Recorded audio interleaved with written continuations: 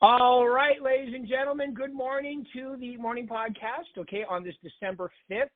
A wonderful day to be in real estate, of course. You guys have this wonderful 4 weeks left, 3 if you take the week between Christmas and New Year's off, and it's great. It's set up perfectly this year, folks.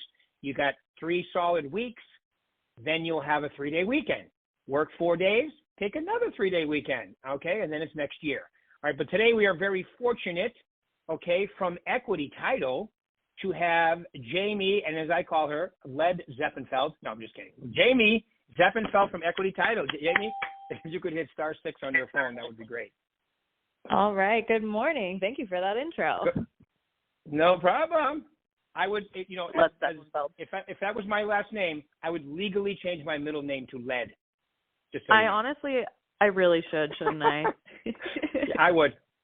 I would take it as, it might piss off your parents, but I think it's really something you should know. I'm kidding. Anyway, you're awesome. Let's keep it rocking. All right.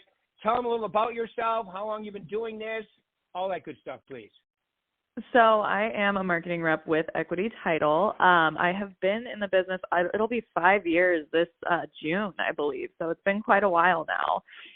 But yeah, Nice. Basically, like I go around and I help agents market themselves in hopes to help them, obtain a little bit more business. And then in return, send us a couple of escrows here and there. Right, the old capture rate. I'm sure you guys hear a Yes. lot about that at Equity. Oh, we sure So do. do we. So do we, which is great. No, and and you guys do a great job too, because there's 3 of you, right? 3 of you now. Just you. There's Rhonda, and there's Brittany, and right? Brittany. And you guys cover all, right. Tell them what offices cover, just so they know who covers. Yeah. So Brittany, she covers the Sahara and the Town Center office. Rhonda covers the Seven Hills office, and then I cover the Southwest office over by IKEA. Right. And that's the crazy office over there, right? Yeah, it's the party all kinds office. of energy and enthusiasm. Yep. Yes. When I first started here, they used to call that the frat office. I feel like that title still reigns true. Yeah, it does. I could tell you stories, but we won't go into those right now. No, I won't. Right. No, it's a great office. It's a very productive office. A lot of good things going on in there. Okay, so let's go through some of the wonderful things. I mean, look at, as the VP of sales, I always tell people I was doing relationships, business relationships, like what we have with Equity before they were a thing. I mean, then RESPA came along, and like when I was an agent, I used the same title company and I used the same mortgage originator because they were on my team. I knew if they had my deals, okay, that these things were going to go smooth, and if I needed to get back involved, I will. And you guys do that incredibly well. So tell them some of the things that you offer to help us do that. So we offer quite a bit. We offer a lot of, like I said before, a lot of assistance in marketing. We sit and we have creative ways that we help the agents kind of come up with their marketing strategies, whether it's going through our turnover reports with them to help them decide where they're going to farm, whether it's obtaining, prelims or lien summary reports. We have a really great app and website to help them, create net sheets and all of that kind of fun stuff. There's quite a plethora of things that we offer. And, as reps, we wear so many different hats, whether it's helping with social media and coming up with templates for, mailers and flyers and open houses, all of that kind of crazy stuff that, agents, especially starting out, don't really realize that they need assistance with. So we're kind of there to help with the overwhelm. Yeah. And I would say even some of the seasoned agents should be using more of those services. Like, okay, so let's go through one at a time. I'm listing a property, and I'm wondering if there's anything against the title as far as seconds or liens or maybe even IRS. Tell them why a prelim is so important, please. So a prelim is important in that case because, our escrow officer, whoever your escrow officer of choice is, or if you need us to pair you with somebody that we think we think that you would match well with, they'll go through that prelim and they'll pull up any red flags that they may find that are attached to that property and help you in troubleshooting those issues so that when it does finally go under contract, it makes for a much smoother transaction. And, our escrow officers are also really great about really diving into what every red flag or so would mean. And they also will, sit down and teach classes or do one-on-ones to teach them how to read a prelim as well. So those are Right. definitely huge. And, say an agent doesn't necessarily want the full prelim quite yet, we also have the option for a lien summary report. Mm. I love it. But definitely, I mean, I think because we offer the prelim free of charge every time, you get a listing, I think that's the best way to kind of take advantage of that. And we literally call it our Equity Advantage program. So. Mm-hmm. Yeah, no, I love that. I did that on all of my listings, and I remember her name was Laurie. I called Laurie. Hey, and she would get it done for me every single time. And it was, because the problem. Let's face it. People buy, and you guys have all worked with buyers, so they buy on emotion. Okay, so now they're in a transaction. A week before the closing, you have a problem that's going to take 3 weeks to close, right? Well, they could walk because of that. Where if you knew about it when you took the listing, it wouldn't even be a problem or even come up. Exactly. By the time you close. Exactly. So that's why it's so important, because once you lose that emotional attachment to a property, it's tough to get it back, right? Right. 100%. It's weird and then, people can get discouraged so easily. And it's like, this could be something that we avoided from the get-go. Right. And it's a real team concept thing too, where you find out, the title company that's going to eventually get the closing figures it out, fixes it, and then we close. If there's a problem, and most of the time there isn't, but sometimes you never know. Right. Right, sometimes so you get those unique huge. situations. Yeah, that's huge. And and the other thing you mentioned that was really good is the turnover rate and what areas to farm. So explain that a little bit so they know what that means. I mean, you and I know what it means, and I think most people do, but give them a little explanation of what that means, please. So our turnover report is organized by zip code and then by subdivision, and it tells you the 3-month, 6-month, and 12-month turnover percentage and the homes that were bought in that 3-month, 6-month, and 12-month period. So we always advise when you're deciding what areas you want to farm to make it most beneficial and be most targeted. The best way to go about it is by looking at that 12-month turnover percentage, and anywhere between an 8 to 12% is a really solid turnover percentage. Anything higher than that will tell you that, maybe it's just a neighborhood that people they move in and they live there for a little bit, but something's wrong. And so there's a higher turnover in that neighborhood. So while, it could be easy to get a listing in that area, that's because people want to get out of it if it's a high turnover, right? But trying to sell that listing might be a little bit more tricky because, like I said, there's something wrong with the neighborhood or people just don't want to live there. Or sometimes, if it's a very, very low turnover, that tells you that people really love living in these neighborhoods and they're probably lifers, and they're going to want to stay there. And I don't want to say that, or I don't want to discourage agents from going after neighborhoods where people have lived in their homes for 10, 15, 20 years, because sometimes you might have somebody that eventually does want to downsize. They just need to have the right conversation with the right realtor, right? But especially if you're first starting out or if you're just kind of re-strategizing your marketing, I definitely recommend sticking to that 8 to 12% plan and going after those neighborhoods with that turnover. And, once you see which subdivision, because we all know there can be multiple subdivisions inside of one specific neighborhood, right? So if you see that a subdivision only has maybe 26 homes inside of it, then we can go in that same zip code and pull a farm for other subdivisions with a smaller amount of number to get you a higher list.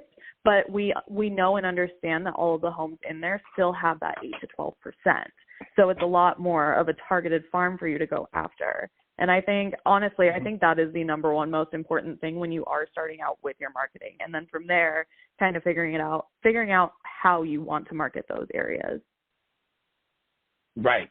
And, and the thing is that, well, first off, what you just said there makes a lot of sense. And you guys are in Las Vegas, so Jamie's in Las Vegas, obviously, Southwest office, where you can find a neighborhood that has an 8-10% turnover rate.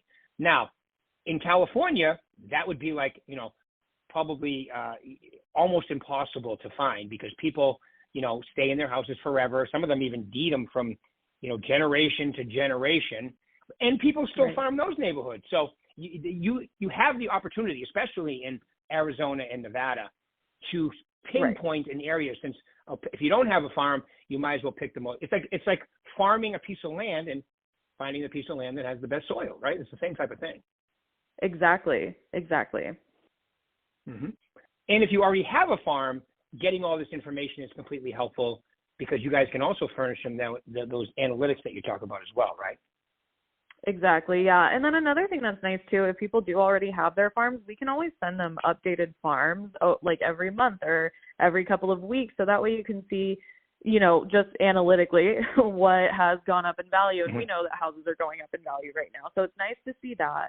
And it's nice to see, if something has sold recently or something has just been put on the market recently. And then if you see that a house is just sold in your farm specifically, a really good way to kind of benefit from that, even if they didn't list with you and sell their house with you, you can go around door knocking to those other surrounding houses and say, hey, this house right here just sold for this much. Let's have a conversation about how much your house is worth. Like, are you interested? And we can set you up with, market or neighborhood reports to take with them and give them that valuable information that actually shows the sales price and the price per square foot and how that's gone up from 2020 to 2021 and 2021 to 2022. And when people see that, oh, my house was worth $560 per square foot 2 years ago, but now it's worth $600 per square foot over this last year, that'll at least kind of get the wheels turning, and it helps kind of encourage people to at least have the conversation with you, Yeah. Yep, I agree. Absolutely. Okay, cool. All right. So any other tidbits about farming you'd like to mention about before we move on to?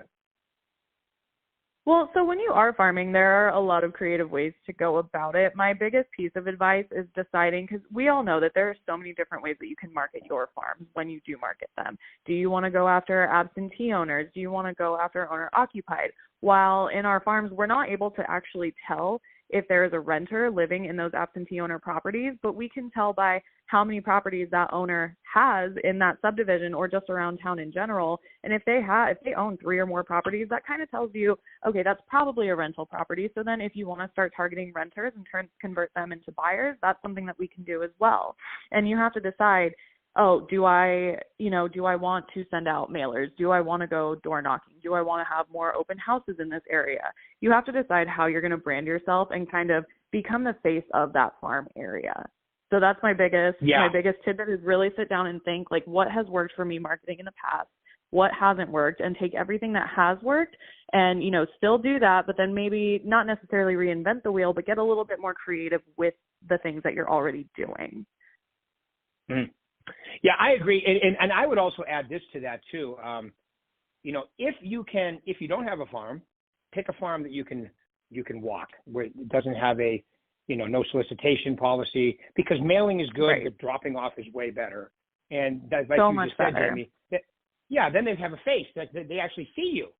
It's really weird because your brain is affected totally different when you see somebody face to face and talk to them than over the phone. Over the phone is definitely it's better than mail, but it's definitely the best.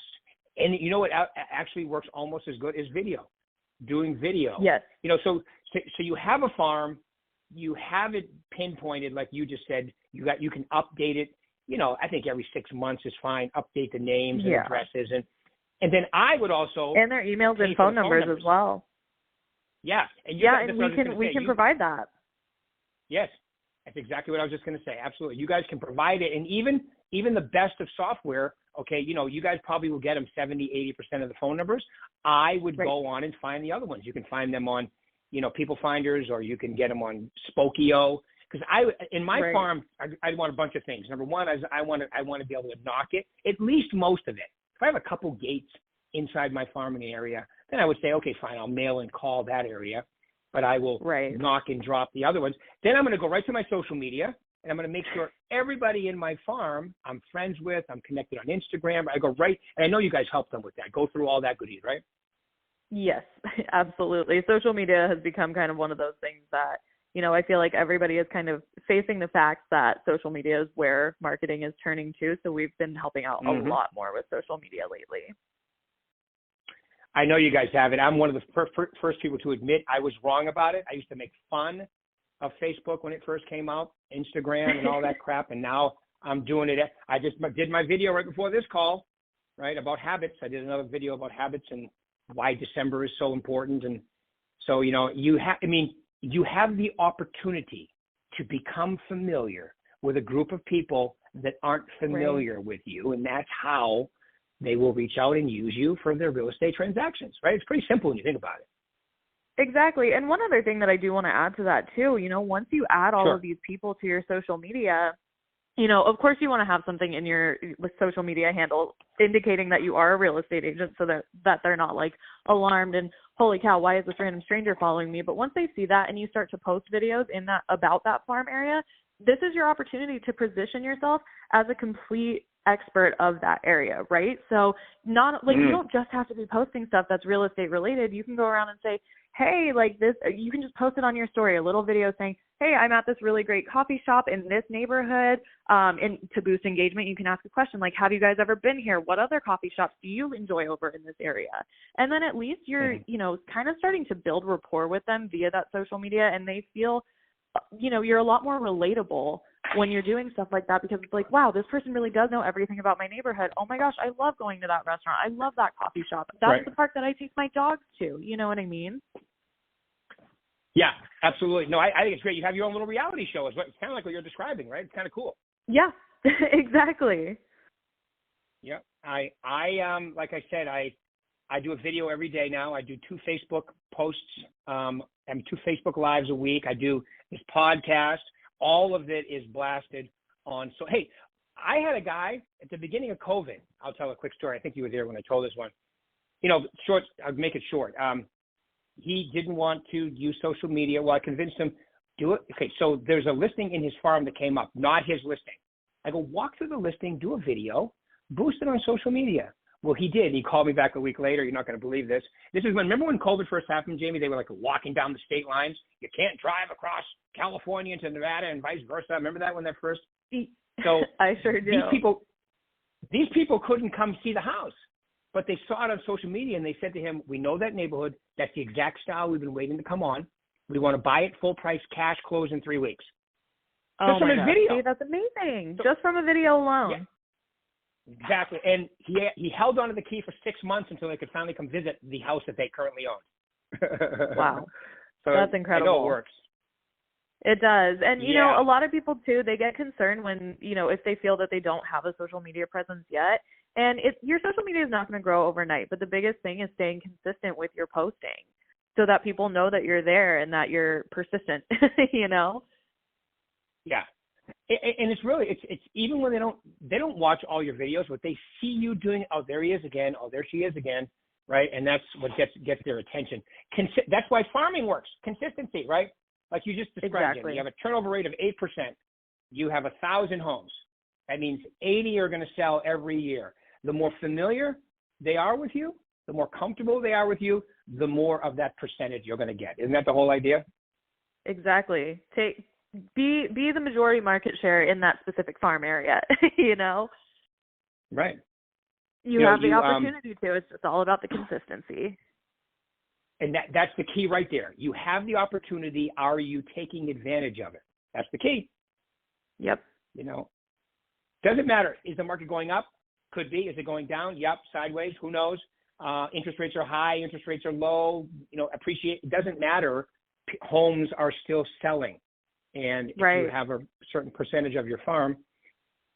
So tell us a little bit. Okay, so social media, right? I mean, I know as an agent, I would want to have all those things linked together, right? Everybody in my farm, everybody in my sphere. You guys also know the VAC 2.0 really well. You ladies know as well as or better than a lot of our agents. You know how to help them coordinate that stuff, right? Right.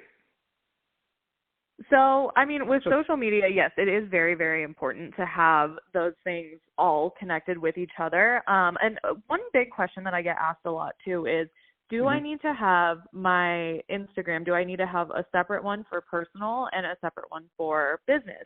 And my answer to that is, because it's not always so black and white. Sometimes if you already have a pretty big following on your personal social media and you feel comfortable with, kind of turning that into your business account, then I would suggest doing that. But if you really do prefer, it really is just based on preference, right? But no matter what, if you do decide to make a separate page for your business Instagram, then make sure that you have that business Facebook set up as well, so that anytime you post on Instagram, it gets shared to your Facebook or vice versa. And then especially the biggest thing, like you were saying, Rick, the biggest thing is also videos, because we all know too with TikTok and, Instagram Reels and all of that, people want that immediate gratification of watching these quick, like 1 to 3 minute videos, right? And they're more likely to actually stay hooked on that rather than scrolling through an Instagram feed. And also posting on your Instagram story or your TikTok story or your Facebook story, that's when people open up Instagram, you know, for me and majority of everyone I know, the first thing we do is start clicking through people's stories. So that's where you really are going to capture somebody's attention. And if you're posting something, you know, market related, people might not need that information right this moment, but eventually they will. So you want to create something, we call it evergreen content. So it's, you know, market information that's always going to stand tried and true. And of course, there's going to be other kind of marketing that is, it's not always the same. As the market changes, as it shifts, that's not going to be the evergreen content. But as far as getting approved for loans or just information like that they might end up needing in the future, and it's something that they can save and utilize later on, then, you know, you want to create stuff that people can come back to, or create things that people can also share with somebody that they may know that is in the market to buy a house or is considering, you know, listing their house. Yep. But the biggest thing is going to be, you know, stories and videos. Yep. Real stories, videos, all that good stuff, you know, and I agree with you 100%. So I'm an older dude. I'll be 58 next month. And I only say that because I know I'm not the Instagram prototype or TikTok, but I still have them. I do okay on them, but nowhere near as good as Facebook, LinkedIn, you know, because of my age, you know, so I know that. And I only use social media for business, right? But I mix my personal in there because it makes my business work better. Right. And I mean, you have to present yourself as a real person too. Nobody wants to go to that robotic person that's constantly only posting marketing stuff, right? Or market information. They want to see your dogs. They want to see your babies. I always say dogs and babies get so much engagement online, right? Because it makes you relatable. And in this day and age, in a post-COVID world, that social media is going to be your biggest way to build rapport with people, and where you can allow your personality to shine through if you so choose, which I definitely recommend doing so.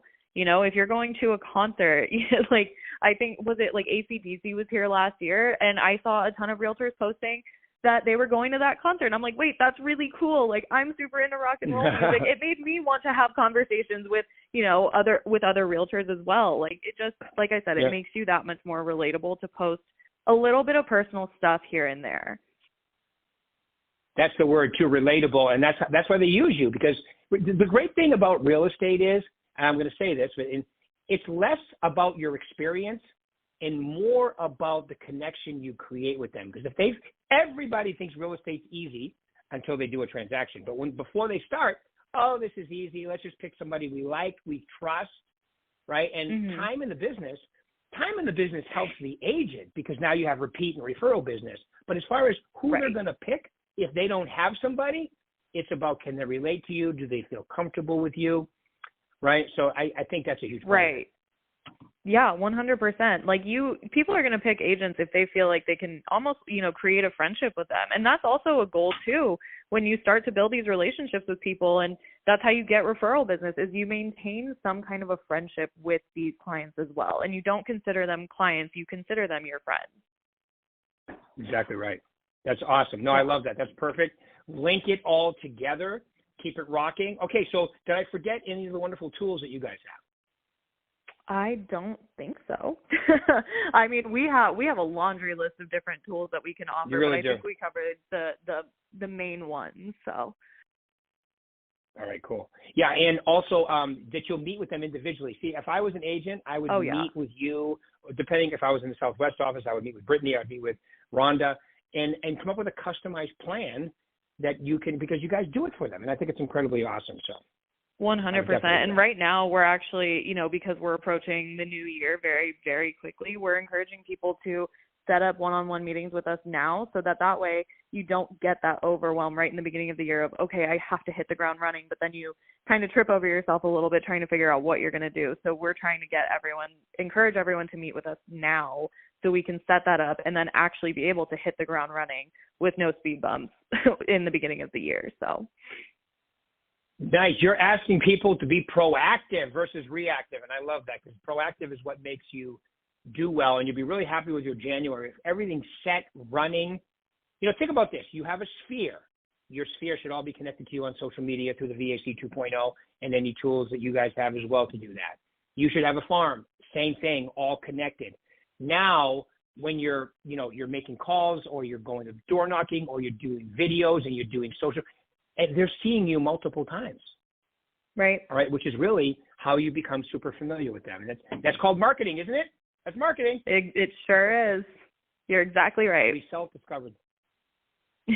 All right, Jamie. Well, we're right there at time. I just want to say thank you very much. You've been awesome today. It's been completely helpful, and hope you have a wonderful day today. Thank you so much, Rick. You as well. I'll talk to you soon. All right. Thank you. All right, everybody. Bye-bye. Again in a week. Jamie, have a wonderful day. Thank you. Bye, everybody.